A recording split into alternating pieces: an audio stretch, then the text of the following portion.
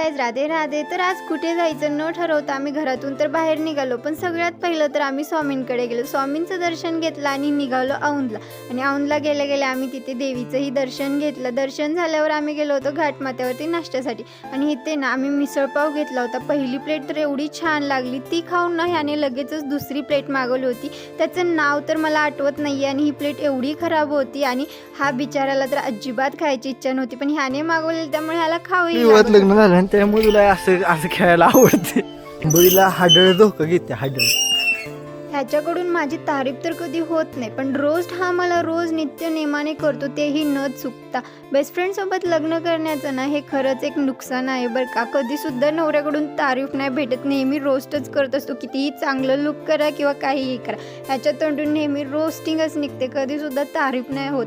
So ह्याला थोडं ignore करूया। नंतर आम्ही छान असा चहा एन्जॉय केला। सो आजच्यासाठी